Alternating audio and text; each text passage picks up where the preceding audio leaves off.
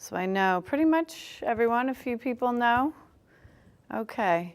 Were you surprised to think, or are you surprised to hear that Brookline has a food pantry? Seeing the dynamic of our group or our school and our community? Yes? Some yes, some no? No? All right. Well, I'll tell you a little bit of background. I took over last April. The gentleman who was running the food pantry last 8 years retired and moved to New York. So I was a stay-at-home mom for 8 years, and I was raising my children. I have a 9-year-old and a 6-year-old, and they go to Heath School. And go Heath. I started volunteering there as my youngest got into kindergarten. I said I want to go do something, so I started looking for a charity to get involved.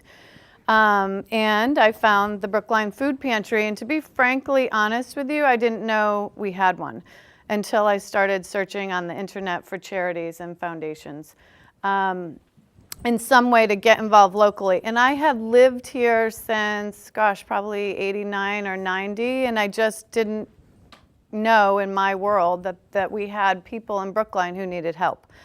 And one of the things prior to that, I was working at JP Morgan Chase, so I spent a lot of time commuting down into the city. I was a graduate, or am a graduate, from Boston University in the finance department. I have an economics minor. So I was definitely in the high profit world, not the non-for-profit. So I made a transition, and it's a wonderful experience for me to be able to give back to the community and to be able to volunteer in a way that you're helping people. And it ended up being a lot of time and effort, and I'm probably there a good 35 to 40 hours a week focusing on this job and getting food out to the people. So now I'll tell you a little bit about well, do you have any questions on my background or why I made that transition or anything like that at this point? Okay, so the food pantry was trucking along. It's been housed in the St. Paul's Church at 15 St. Paul Street for probably 20 years. A minister decided that people needed food and started doing it as a side thing. And it grew at like 2 to 3% a year until about 2008. It started creeping up. In 2009, it jumped dramatically.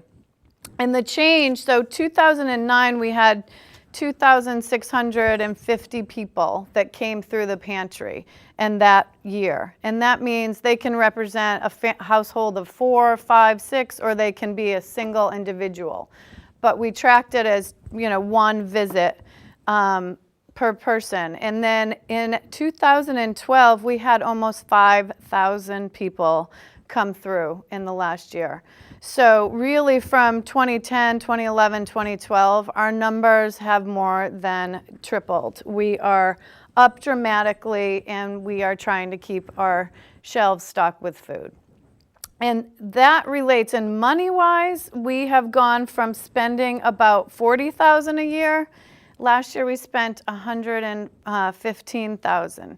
So that's a 187% increase in the amount of food going out in 2 years. So that's really, in 3 years, sorry, in 10 to 12. That is a really big number for us at the community to really sustain. And I'll tell you a little bit about how people come to be at the food pantry, and then you'll understand why those numbers are going up. In Brookline, you have to be a Brookline resident. You can be part of the housing community. You can be on subsidized lunch program through Dr. Lupini's office, the superintendent here. We send letters out to everyone that's on subsidized lunch, and their families are able to use the food pantry whether they're a Brookline resident or not, meaning if their kids attend Brookline school, they're still eligible. We have people referred from the mental health area in Brookline, the senior center, various faith communities. If they're on what used to be called food stamps, which now is called SNAP, they're able to use our program. So as it is right now, people come in, they have a letter or some sort of proof of income and proof of address, and we register them. Then they're able to shop every 2 weeks. And they get 2 bags of groceries, and we are a choice food pantry. We don't just give them a bag and they go on their way. They're able to really food shop and pick what kinds of food they want for their households. So there's choices of breakfast foods, a lot of canned produce and canned goods, vegetables, soups. We have pastas and those kind of comfort foods, if you will. And then we go to Trader Joe's and get their leftover produce and their bread. So we have choices of fresh produce and fresh bread. We also have meats choices and eggs and dairy. And what we're really pushing is to get more nutrition, because who can eat out of a canned or shelf-stable food and not have too much sodium and not, do a job to your system.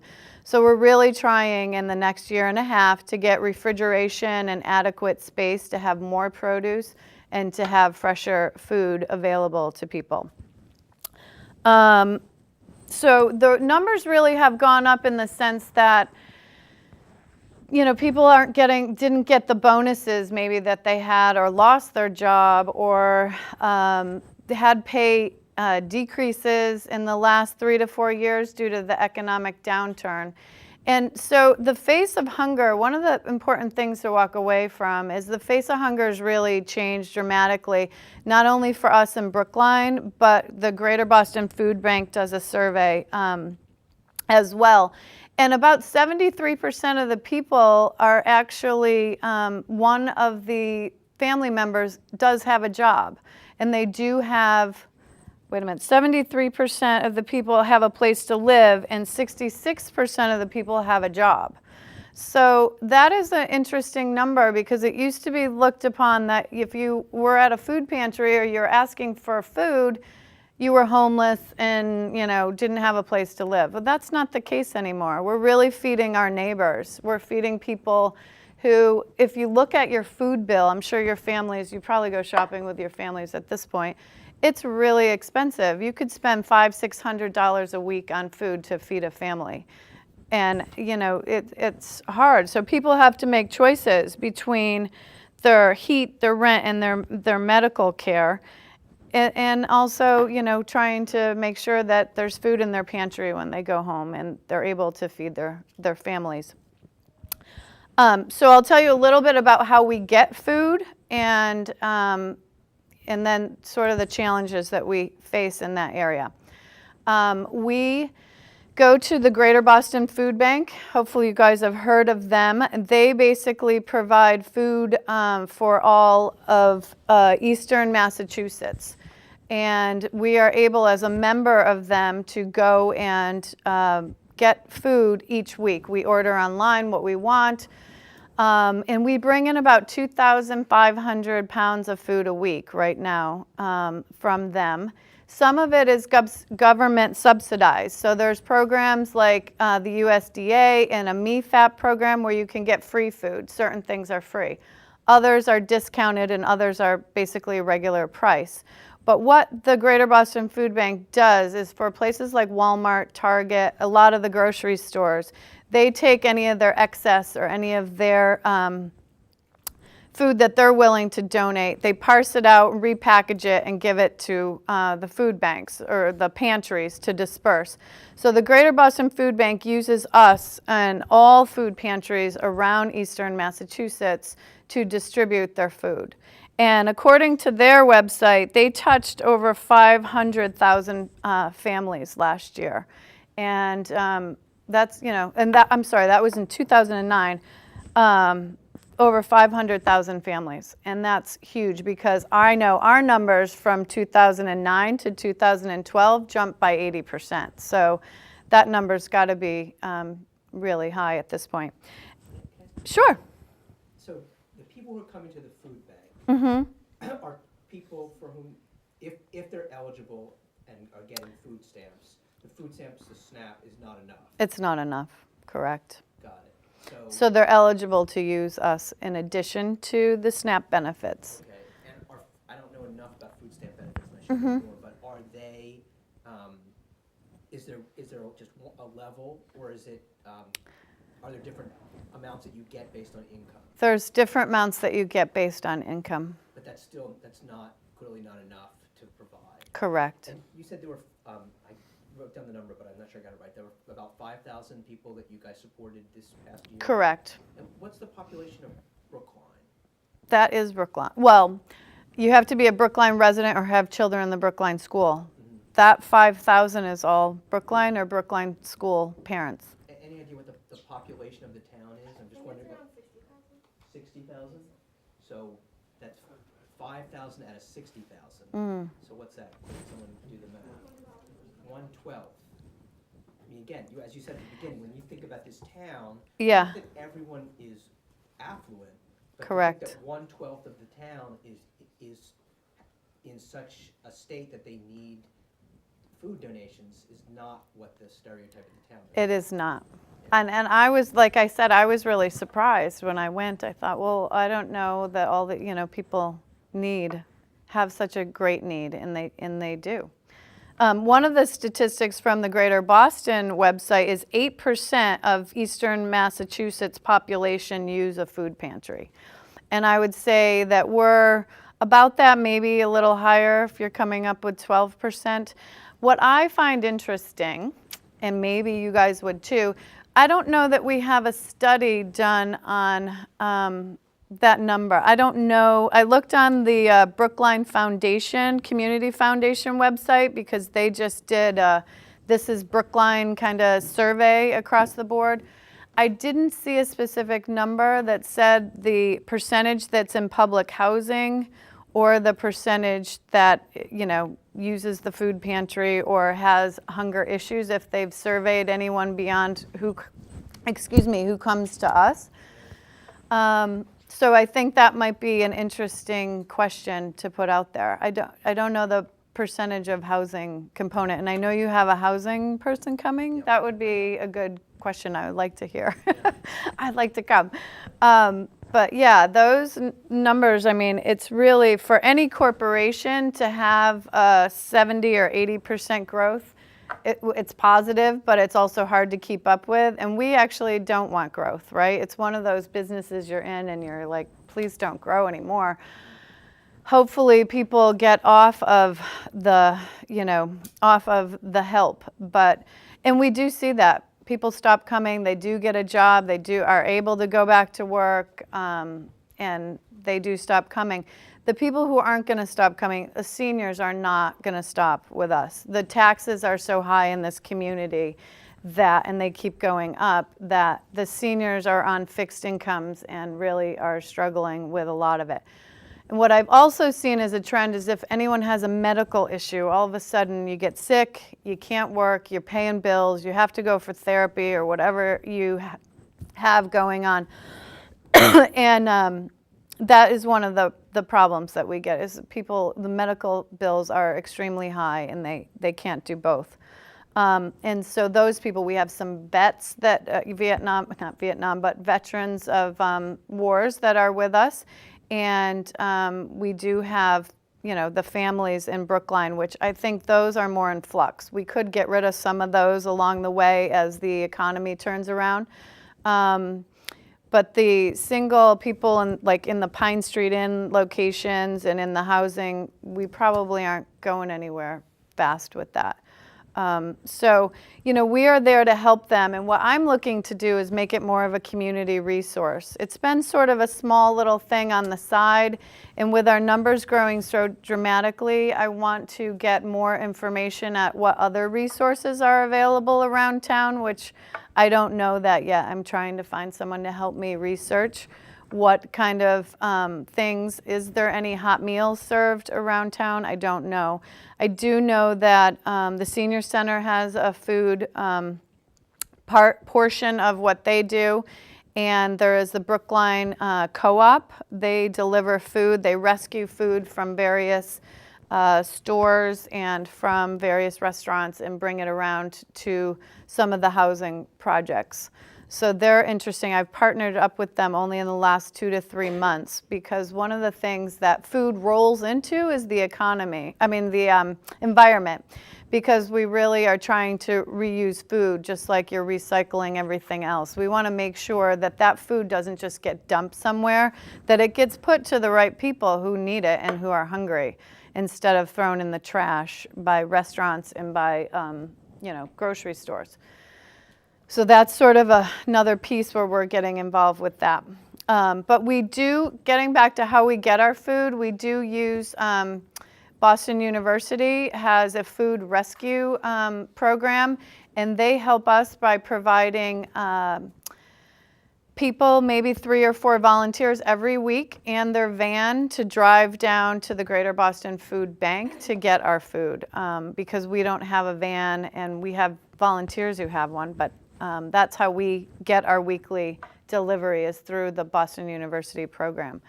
In addition to the Greater Boston Food Bank and our 2,500 pounds a week of food, we buy from a local grocery store about another, I would say, another 1,000 pounds of food. And we get that, we pick that up every week. So between those two things, that's where we're spending about $100,000 a year or more, maybe more like 120. And then we have a huge community outreach, I suppose. We have the post office drive that does their annual, and we got like 70 or 80 bins of food last year from that. That happens in May. We have the high holidays. We got about 80 bags of food after people donated to the synagogues around town. We get lots of just individual donations. People have parties or barbecues in the summer. They ask for donations. I've picked up all over people's houses or wherever they call to get the food in. And so on top of what we're buying, we're also collecting from the community a lot of food.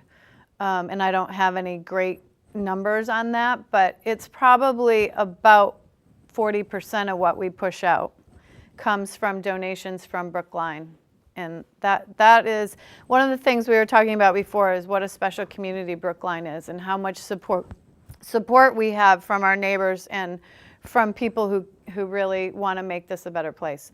The Rotary Club, the Chamber, Feed Brookline, which is Harvey who's coming in. He has a Feed Brookline initiative going on, and a lot of the Coolidge Corner merchants all got together and gave us a lot of money in the last holiday season.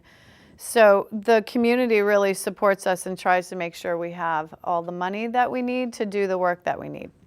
I took over as the director there, but we have 50 volunteers that get the job done. Nobody gets paid. 100% of the money goes towards the food. We don't have any overhead because we're housed at the church. We don't pay rent. We don't pay insurance. We're really lucky. We don't have a van. So 100% of the money goes right towards the food, and all of our money is done through fundraising, through the various people that I just mentioned, and just individuals who, some people write monthly checks to us and just really want to support their community. So that really, I'll tell you, coming from where the corporate world, it's great to see people just give, and you get back so much when you give. Your heart feels so much fuller than when you're just concentrating on yourself and making money. And I see people come in to volunteer all the time, and they're just really happy that they're able to help out. So that sort of covers our expenses, our people. Can you think of anything I'm not covering in that? I guess for me there's like an underlying moral question.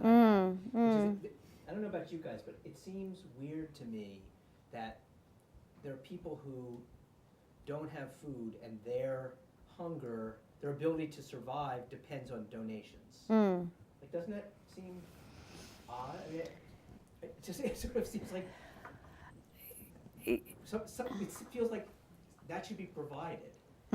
Well, it's a basic need, right? Shelter and food and clothes. It would seem like, because there's this, it's not like we don't have enough food. right? I mean, it's not like we're in a scarcity. Mm-hmm. I think the world produces enough food to feed everyone 3 times, like to feed the whole world equally 3 times, which means there's no scarcity of food production, there's just an inequality of food distribution worldwide. And I think that could go towards Brookline as well, right? It's an inequality of a lot of people have a lot, and then there's some people who have nothing. And I think we see that everywhere.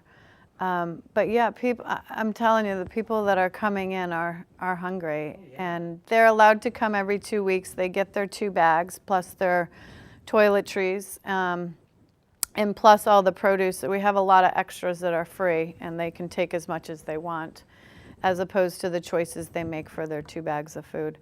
But it is a sad story, and a lot of people that I've talked to who do come in there, you know, they will tell you that they're hungry, and you have to realize that they might not have a big kitchen to cook in, or some of them are in rooming houses and have, you know, a small microwave or a little crock pot or something that they can cook in. So it's hard because one of my initiatives is nutrition and fresh food. They don't have the capacity in the kitchen to clean that. So there's 2 things going on: feed the hungry, and then provide nutrition is sort of secondary, where we're all in this world where you're like, you got to eat more, you know, better food and more nutrition and organic and less chemicals and less processing. But they're in a world where they just want to eat something. So you have a question? Before you said that you were in the high finance world, and then you decided to, after your youngest went to kindergarten, transition. Why did you not go back there? Why did you decide to go into it? It's a good question. 2 things I'll say about it is I think it's hard to do both, and I was sort of an all or nothing. I traveled to New York at least weekly when I had my job, and I decided that I was older. I had already put in 15 years at JP Morgan Chase. I took my options and I took my package, and I basically retired. So career number 2 is staying home, and career number 3 is this. But I didn't want to go back to balancing my life that way and juggling that. And I was fortunate enough to be in a position I didn't have to. So I decided to stay local and give back to the community here. Are there a lot of families that come in? Is it the majority families, or did you say the majority is like seniors? Majority is families. It's about 1/3 seniors, and a little bit of the 2/3 of that would be single individuals. The rest is people with children, and the children don't we don't see them. We're open on Tuesdays and Thursdays 10 to 2. And then we're open Wednesdays from 3 to 6 to try to get people who are coming out of work. And then we're open Saturdays from 1 to 4. So we try to cover it with our hours to allow, you know, people who are working and have jobs to come at their convenience. There are kids who come through. What we don't have in Brookline is like kids under the age of 18 that aren't with a parent, under a parent's household.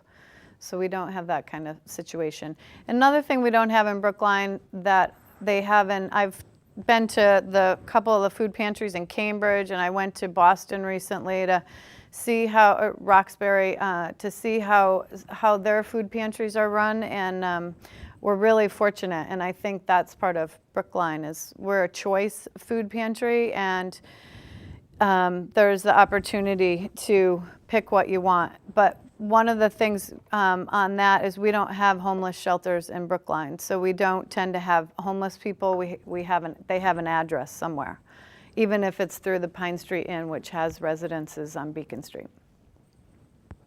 Yes? I was wondering a little bit about what your fundraising structure looks like. Do you apply for grants? Is it more of the other groups that you mentioned fundraise for you, or are you actually sending out like appeals and proposals? Well, that's a good question. We do an annual mailing only once a year in November. We have a database that we've kept up that about 2 years ago, prior to my coming on board, they hired a PR firm for free. Somebody donated their time. And they tried to get the list to be as productive as possible. So out of our 900 letters that we sent out, we raised the majority of the money. We raised a good $90,000, $85,000 In one letter. in one letter. Yeah, and we only do it once a year, and a lot of people, you have, first of all, you have to do it right before taxes because people have to get rid of their money in order to get their tax write-offs. And the other thing is a lot of people don't want to be bothered more than once a year. And the other comes in just people wanting to donate. So we haven't had to do a lot of individualized fundraising. I'm looking at grants, but to tell you that I did get one good grant for $15,000 this year. We were really happy with that. It was unbelievable. And it was through the help of people in the church. So we've tried to go out this last year to all the interfaith groups in Brookline and ask them to come together and support the food pantry, because one of the things is the St. Paul's Church houses us and really takes on all the expenses, but it's totally not a St. Paul's Church thing. It's for the whole community of Brookline. So we went out to all the interfaith, and they've been really great at supporting us and reaching out to their ministry. And that's been a really effective way to go about it. But we were able to get some fundraising, but a lot of the foundations won't support a church-based organization. So even though we serve everyone and we're not church-based, we're church-based in that's the 501c3 that we file under. So Do you need more? Are you in a... I feel like I'm in a decent position, but you always feel like if you stop the fundraising, I mean, we just hit it for the year, so this money's got to pretty much get me through until next year. So yeah, I feel pretty good right now. However, it's 2 months into the year, so but I felt like we did a good job in the community. The chocolate extravaganza, if any of you went to that, the Rotary. You were? I went there, yeah.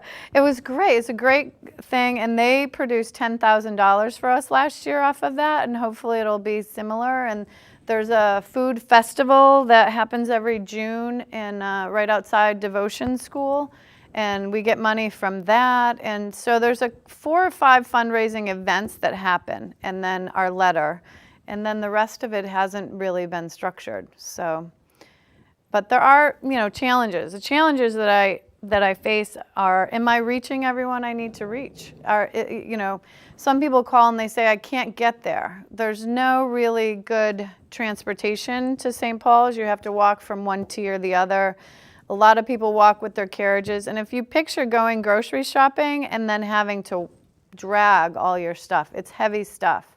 They come with their bags and they have to go up a couple flights of stairs, and it's hard. There's not a car where you just wheel your thing and you shove them in your car and you drive away. So that's a challenge for me. Am I reaching everyone? Do we need a second location that's closer for other people to walk to? I don't know the answer to that. Am I providing what they want to eat, and am I providing enough? Do we need to go to once a week, or is 2 times a week sufficient? Or because our numbers keep creeping up, should I go to once a month? And that's all a question I have. So we have just done a survey. We haven't, I've created one. I haven't actually sat down, but I want to sit down with people in the waiting room and go through the survey and ask, are the hours right? Is the food right? What else can we do? What kind of community information do you want? Resume writing, is there things that we can do as more of an outreach and be more of a community leader as opposed to just being here? Can we do flu shots? Can we do whatever when people are waiting? So I'm trying to find that out. I'm not quite a year into this job, and I'm not sure. I think I know, but you don't know, right? You have to ask. So I'm asking the questions to see what the population really wants. Yes? Is there a process that people have to go through before getting into the food pantry? Well, we like a letter of reference with an address and some sort of information indicating that there is a need. And we send those letters through Lupini twice a year. One's coming up soon and one's right in June. so that they know, and they bring those letters in to us, and we use those to register people. Right now we create cards, and it says their address and how they got to us and how often they can come. So we write it down on paper every time they come. They're allowed every 2 weeks. And that's all paper. I mean, you guys would know, you're all probably electronic and technical. I took over this and there's nothing electronical, not one thing. Everything's paper, and you put it in an Excel spreadsheet and you add it up and then you write it over here.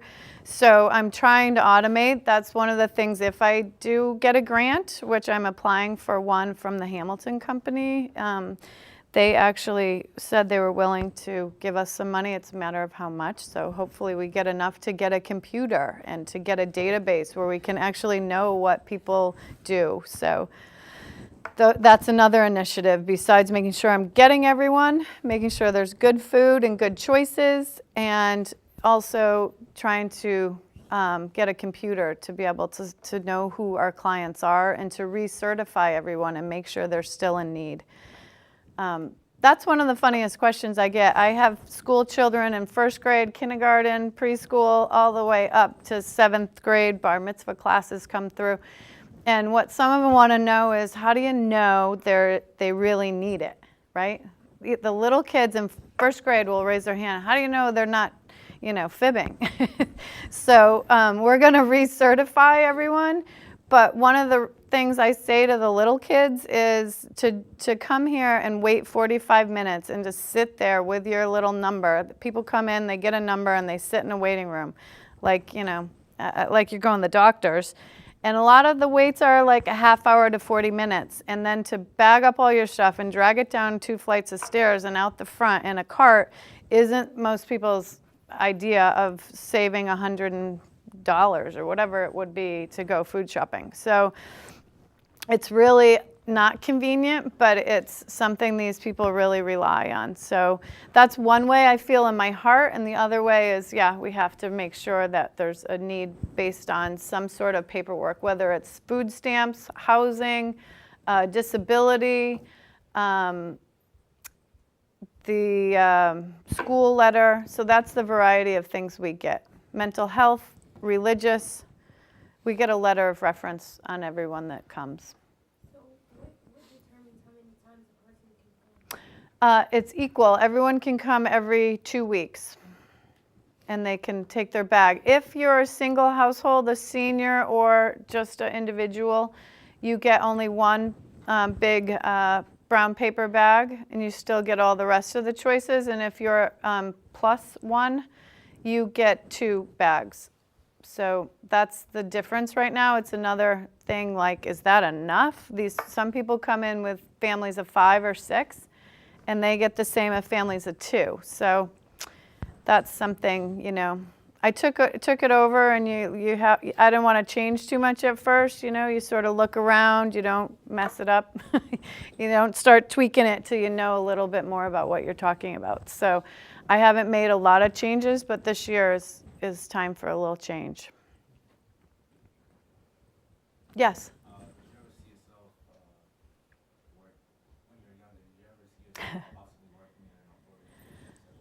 Well,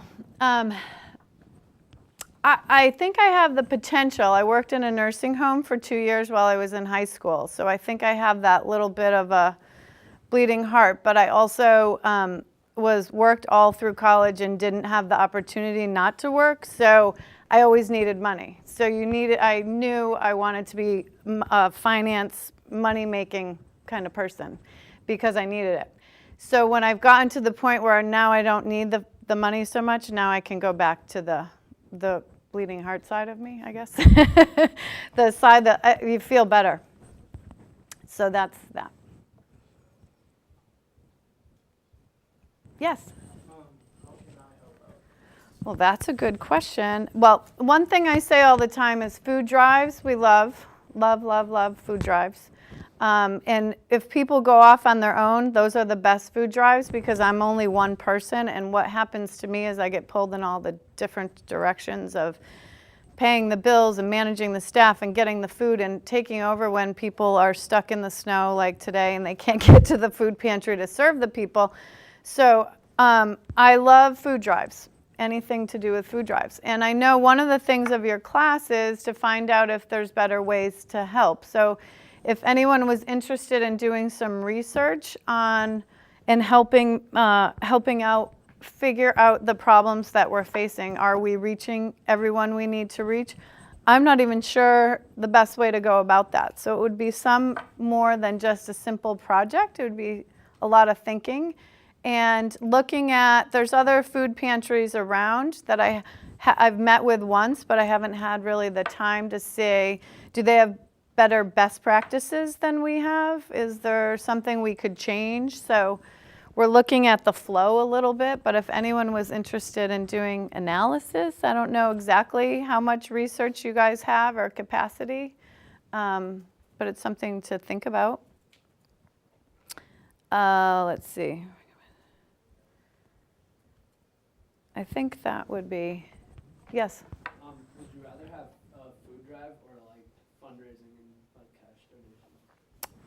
Well, Like, would you I rather- personally, I like the food drives for two reasons. I think people feel more engaged when it's more than money and they're realizing they have it and they're, It's hard because you're not getting like the right food. well, that's the interesting part because what we order is the same boring food every week. So we're getting the cheapest chicken noodle soup you can get.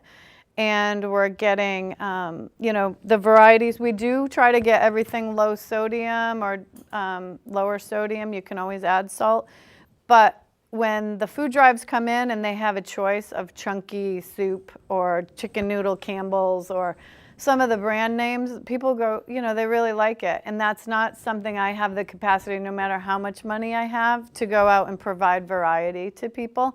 And one of the things that go hand in hand, which is one of the greatest things they love, is toothpaste, toothbrushes, soaps, shampoo, conditioner, this time of the year, body lotion, hand lotion, Vaseline.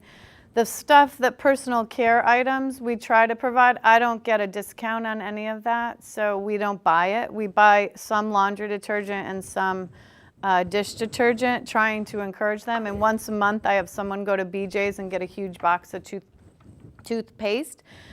But it is, right, if you're not brushing your teeth, that's one of the most expensive things to go to the dentist. And if you don't have the money to go to the dentist and you're not expending the money, so any sort of personal care drives are like the best for us.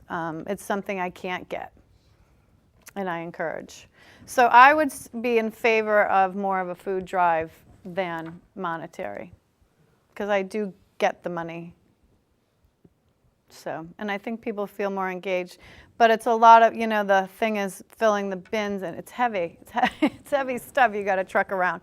So, but we always love that. And when we do a food drive, usually we'll have a day where I make sure the side of the church is empty, and everyone has to check dates and sort it and store it and stack it. And we use a storage room to have that food as backup for at least a month or two, so that helps us out a lot. And everyone gets a little bit of something there. We only have about 3 more minutes left. Oh, gosh. Okay. Just, I want, Leah, you're working at that new Panera, so is that right? Yeah. Can you just explain how that works? Sure, the new Panera Cares. Have you heard of that? No. Well, Panera Cares, Panera's always had a bread foundation thing. I don't know what it's called. They just have people donate money and they donate their extra food to homeless people. But Panera Cares is a volunteer-based thing, and they have, so people can come in and volunteer for their food, or they can, so they have a set Oh, I like price. that. And you can either pay, people who can afford more can pay instead of $6, $8, and people who can't afford that can pay $3. And so it's completely based on what you want to do, what you can pay. Obviously, you can't have teenagers come in and say, oh, I only want to pay $2 for my mac and cheese. So I won't say that, but it's pretty much just based on the honor code. And people who can't pay anything at all, they can come in and just volunteer for their food.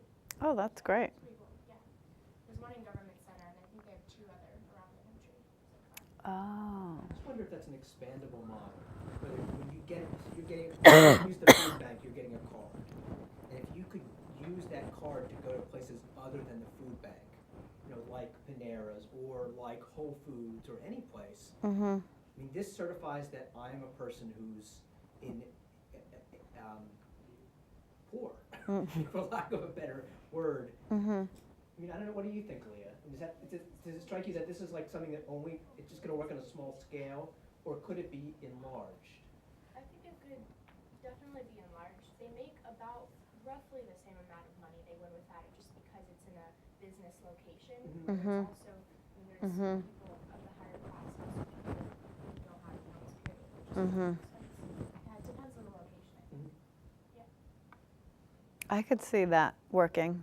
I mean, right away it comes into mind, like Coolidge Corner merchants already, struggle against bigger chains and whatnot, and so I could see some of that being a problem of giving discounts, but I could also see that a lot of people would donate. Pete's Coffee just did a donation for us during the holiday season where you could, at checkout, give money.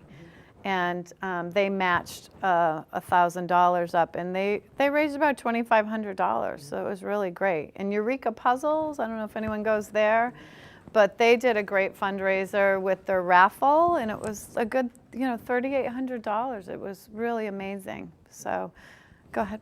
Sorry, that idea about the Panera thing, were you saying that you were going to ask Panera to partner, or the food pantry would ask people who took the food to do some work around the pantry?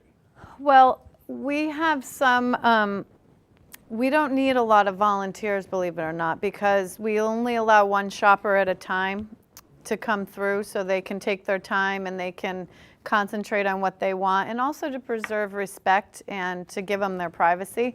So we don't have a lot of volunteers ever at the same time, because you don't want to feel like there's 4 people staring at you while you're doing this.